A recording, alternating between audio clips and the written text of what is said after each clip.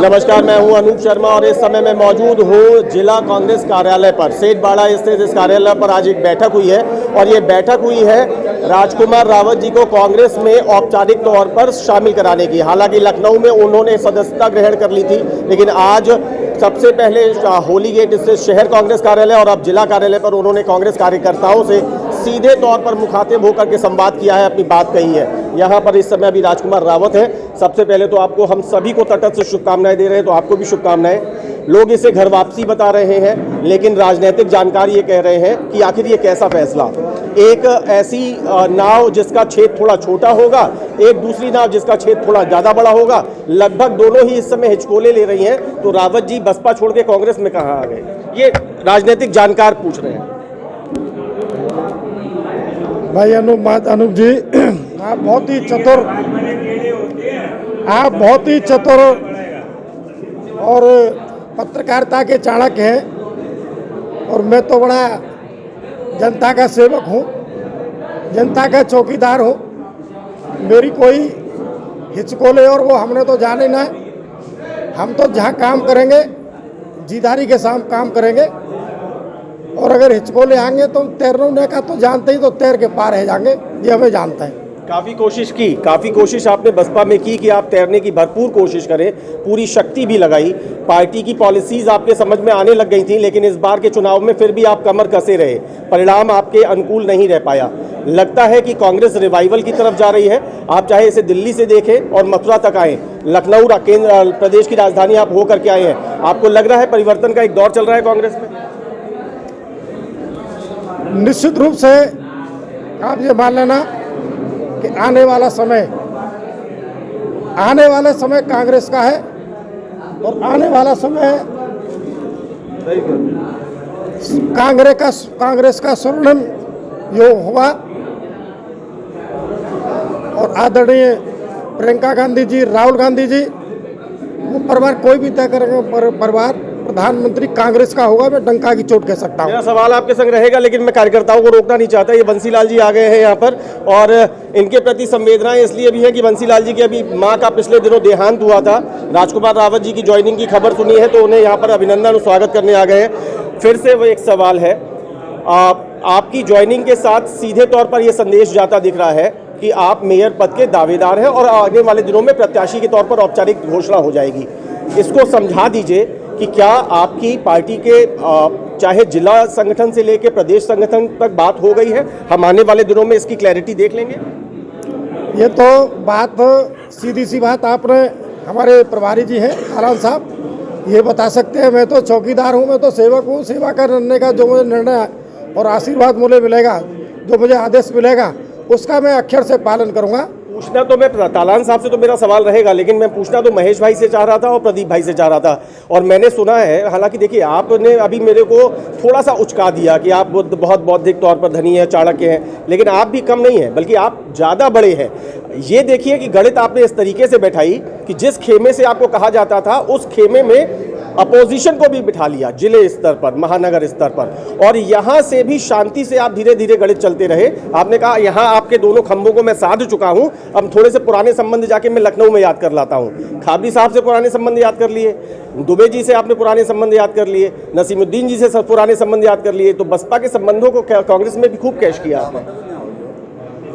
ऐसा है, वो सब जो लोग जो बैठे हैं वो बहुत चतुर हैं। निश्चित रूप से मानना कि आने वाला समय बहुत बड़ा स्वर्णिम समय कांग्रेस का है, और देश की जनता आज कांग्रेस की तरफ टकटकी लगा करके देख रही है। प्रदेश की जनता टकटकी लगा करके देख चुकी है। इस महंगाई से, बेरोजगारी से, बेकारी से, तमाम जन समस्याओं से जनता त्राह त्राह कर चुकी है। जनता को नहीं चाहिए मुफ्त का राशन, जनता को चाहिए सम्मान, जनता को चाहिए हाथ को काम, जनता को चाहिए विकास। वो आज सब ठप पड़ा है। इसलिए जनता की आस है और कांग्रेस का हाथ है। ये कांग्रेस के हाथ को मजबूत करो। मेरा सबसे आह्वान है कि कांग्रेस का हाथ सबके साथ। हम कांग्रेस वर्कर्स से जब मिलते हैं, कांग्रेस के कई वरिष्ठ नेताओं से मिलते हैं जो किसी वजह से हताश होकर या अपने आप को साइडलाइन कर चुके हैं, लेकिन उनके अंदर मन में कहीं कांग्रेस जिंदा है। कई युवाओं से मिलते हैं, पत्रकारिता के क्षेत्र में मिलना हो जाता है, तो बहुत से लोग कहते हैं कि कांग्रेस कहीं गई नहीं है। कांग्रेस को लेके चलने वाले लोगों की कहीं कमी आ गई है, कुछ पॉलिसी पैरालाइसिस हो गया है। आपने कहा कि लोग कांग्रेस को देख रहे हैं, अगर मैं इसको, हालांकि मैं बढ़ा चढ़ा के नहीं कह रहा, ऐसा भी हो सकता है कि इस समय लोग आपको देख रहे हो, तो क्या यहाँ पर कई बड़े चेहरे हैं, बहुत अच्छे नेतृत्व करता है, बहुत अच्छे पॉलिसी मेकर हैं, कांग्रेस को नजदीक से जानने वाले बड़े पुराने वरिष्ठ कार्यकर्ता पदाधिकारी हैं, लेकिन क्या आप उन कार्यकर्ताओं की आशा बनेंगे जो चाहते हैं कि मजबूती से कोई लेके आगे बढ़ जाए? मैं प्रत्येक कांग्रेस जन और सामान्य जन की सेवा करने का मेरा संकल्प है, उनको सबको साथ लेकर के चलने का संकल्प है। जो लोग आप बता रहे हैं कि थोड़े सत्तावस्था में थे, जो लोग थोड़े से अपने देख रहे थे कि कहीं कोई, तो मैं उन सबका सम्मान करते हुए, उन सब कार्यकर्ताओं का सम्मान करते हुए, सबको जगाने का, सबको साथ लेकर के चलने का मैं कार्यकर्ता हूँ। मैं कार्यकर्ता की पीड़ा जानता हूँ। मुझे कोई विरासत में कोई चीज़ नहीं मिली है। मैंने आपकी तरह एक सबसे पहले एक बीडीसी का चुनाव लड़ा, ब्लॉक प्रमुख बना, एमएलसी का चुनाव लड़ा, आगे विधानसभा का लड़ा, ब्लॉक प्रमुख का लड़ा। मैंने एक छोटे से चुनाव से शुरुआत अपने जीवन की है। तो मैं कार्यकर्ता हूँ, पहले मैं कार्यकर्ता हूँ, और मैं कार्यकर्ताओं की पीड़ा और कार्यकर्ताओं के सम्मान की जो बात आती है मैं उसको जानता हूँ। देखिए, आप लोग बड़े चतुर का राजनेता होते हैं, आप लोग परसेप्शन को और इमोशंस को, सेंटिमेंट्स को बहुत तरीके से पढ़ते हैं और फिर उसे गढ़ते हैं। आपके पहले शुरुआती नारों में मैं देखता था, जब आप सभाओं में जाते थे, बैठकों में जाते थे, तो दाऊ जी महाराज की जय होती थी, फिर गोवर्धन जी महाराज की जय होने लग गई। आज मैंने सुना कि दाऊ जी और गोवर्धन नाथ महाराज के साथ साथ द्वारकानाथ की, बिहारी जी की और यमुना मैया की जय हो गई। तो परसेप्शन तो आपने गढ़ लिया है। अब अगर मैं थोड़ा सा हाइपोथेटिकल हो जाऊं, अभी तक औपचारिक घोषणा नहीं हुई है, लेकिन संकेत साफ है, आपने सामंजस्य भी बना लिया है यहां से लेकर लखनऊ तक, मात्र औपचारिक घोषणा होना बाकी है। अगर मैं हाइपोथेटिकल होकर सोचूं कि अगर आपको कांग्रेस का मेयर पद का प्रत्याशी बनाया जाता है, तो जनता आपको वोट क्यों दे? जनता वोट क्यों दे? मुझे पहले, मुझे कांग्रेस पार्टी का मुझे आशीर्वाद, और मुझे जब मिल जाएगा अधिकृत रूप से, जब मेरी बात हो जाएगी, उसके बाद मैं बताऊंगा कि जनता मुझे वोट क्यों दे, मुझे आशीर्वाद क्यों दे, मेरा साथ क्यों दे, तब बताऊंगा। आज तो मैं अपनी तरफ से सामान्य कार्यकर्ता के रूप में कांग्रेस पार्टी में मैंने शामिल हुआ हूँ, अपने पुराने परिवार में शामिल हुआ हूँ, सब परिवार के लोगों के साथ खड़ा हूँ। मैं अपनी तरफ से सर्टिफिकेट नहीं दे रहा, लेकिन इस समय कुछ इस तरह का सीन बन गया है। देखिए, राजनीति की धाराएं चलती रहती है। 60-62 वर्षों तक कांग्रेस ने एक छत्र राज्य किया। फिलहाल भाजपा के बारे में लोग ये कहना शुरू कर चुके हैं। अभी मथुरा की अगर बात करूँ तो बड़ी परंपरागत सीट है, यहाँ से भाजपा की टिकट मिलना जीत की गारंटी कठिन है आपके लिए। अब जो सामने, पहले हमें हमारी पार्टी का जो आशीर्वाद, दिशा निर्देश मिल जाएगा, उसकी बाद में सोचेंगे। आज बता दीजिए, तालान साहब कब दिलवा रहे हैं टिकट मेयर पद की? देखिए, आप जैसा देखा आपने कि एक आगाज हो चुका है। भगवान श्री कृष्ण ने अपने आशीर्वाद के रूप में आप सब लोगों के सामने कुछ चीजें जरूर प्रस्तुत कर दी है। सिर्फ कांग्रेस कार्यकर्ता के तौर पर देखूं या भावी मेयर के तौर पर देखूं, जनता सुनना चाह रही है। तालान साहब बता दीजिए। जनता को तो आप ये दिखाइए कि आने वाला समय कांग्रेस के मेयर का है मथुरा के अंदर। उसमें कांग्रेस मेयर के नाम पर नाम कौन है? अभी हमारे पास बहुत सारे आवेदन हैं, उनमें जो सबसे ज्यादा मजबूत हमारा बगल में बैठ के प्रफुल्लित आप हो रहे हैं, गले में मालाओं का आदान प्रदान आप कर रहे हैं, कह रहे हैं कि नाम अभी बहुत है।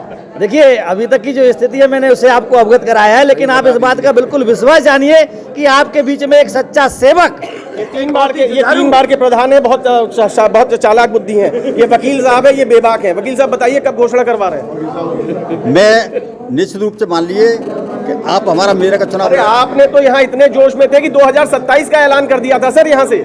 मैं निश्चित रूप से कह सकता हूँ कि आप जो है मेयर जोश की बात कर रहा हूँ, इतने जोशीले हैं इस समय। आप मेयर का चुनाव लड़ेंगे, ये मैं आपसे वादा मैं जिलाध्यक्ष भगवान सिंह वर्मा का ये स्टेटमेंट मान लूं, जनता सुन रही है कि राजकुमार रावत मथुरा वृंदावन नगर निगम के मेयर पद के प्रत्याशी होंगे कांग्रेस के? निश्चित रूप से होंगे। अभी महानगर कहीं आपसे बुरा ना मान जाए कि जिले का पदाधिकारी महानगर वाले बुरा ना मान जाए? निश्चित रूप से होंगे और जीत के आएंगे और अगली बार मेयर के रूप में यहाँ पे आएंगे आपके सामने। यहाँ दिनेश चतुर्वेदी भाई भी हैं। गुलर भाई, ये बताइए, आज महेश भाई की अनुपस्थिति में उनके स्थान का प्रतिनिधित्व आप कर रहे हैं, बताते हैं कि यहीं से यात्रा शुरू हुई थी। राजकुमार भाई तो परिवार के मेंबर हमेशा थे, हमेशा है और हमेशा रहेंगे।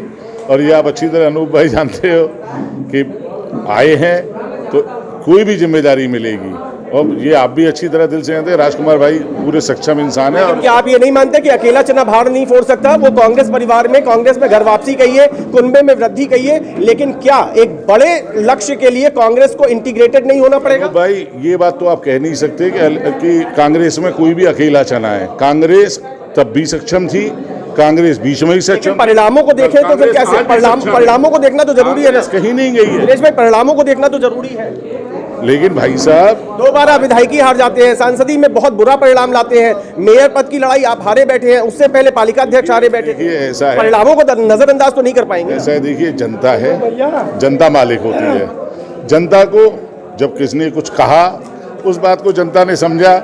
अब वो जनता दोबारा समझने लगी कि भाई कि क्या सही है और क्या गलत है उनके लिए। दालान साहब, चुनौती कठिन है। देखिए, चुनौतियों से जूझना तो कांग्रेस की पुरानी मतलब विरासत है या संस्कार है। गिरधारी भाई साहब, चुनौती कठिन है लेकिन प्रत्याशी मजबूत है। आप ये क्यों बोलते हैं कि हम 443 सीट से 55 सीट पे आ गए, तो ये 300 सीट से 3 सीट पे क्यों नहीं आ सकती है? एक बार ये 2 सीट पे थे, जब 2 से यहाँ आए तो हम तो भी घट के 45 तक आए। मतलब रिवाइवल की तैयारी में है ना कांग्रेस? अच्छा, ये रिवाइवल का ही संकेत है, ये रिवाइवल का संकेत है। ये तो आप बुद्धिजीवी हो भाई। हम जब हम जो है 400 पार थे, उस समय भी हमने ये नहीं कहा था कि बीजेपी। शुक्रिया, थैंक यू वेरी मच। बहुत सारी शुभकामनाएं, बहुत सारी शुभकामनाएं आपको, बहुत सारी शुभकामनाएं। ये हमारा आधा खून लोवन का है और आधा मथुरा का है, ये ध्यान रखो। चलिए, बहुत बहुत शुक्रिया, धन्यवाद जी। मैं अपना इस बातचीत का एंड कर लूं। ये गले में माला रखी गई है, लेकिन कुल मिलाकर के आप देख सकते हैं कि इस समय नगर निकाय चुनावों की पूरे प्रदेश में सरगर्मियां हैं। और अगर मथुरा वृंदावन की बात करूं तो यहाँ नगर निगम चुनाव की सरगर्मियां हैं। हर तरफ जोड़ तोड़ और समीकरणों को बनाने और बिगाड़ने का खेल चल रहा है। ऐसे में एक नया राजनीतिक घटनाक्रम घटा है कि बहुजन समाज पार्टी से 2 बार विधायक रहे, गोकुल और गोवर्धन के विधायक रहे वरिष्ठ नेता राजकुमार रावत कांग्रेस में आए हैं। लखनऊ में उन्होंने सदस्यता ग्रहण की। कांग्रेस का आम कार्यकर्ता या वरिष्ठ कार्यकर्ता या बुजुर्ग लोग ये कह रहे हैं कि राजकुमार रावत की घर वापसी हुई है। युवाओं के चेहरे पर उत्साह है और बुजुर्गों के चेहरे पर भरोसा है।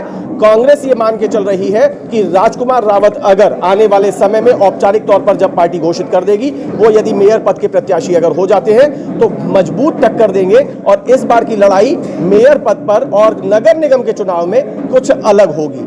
अब भविष्य के घर में बहुत कुछ है, थोड़ा सा इंतजार करिए, सब कुछ सामने आ जाएगा।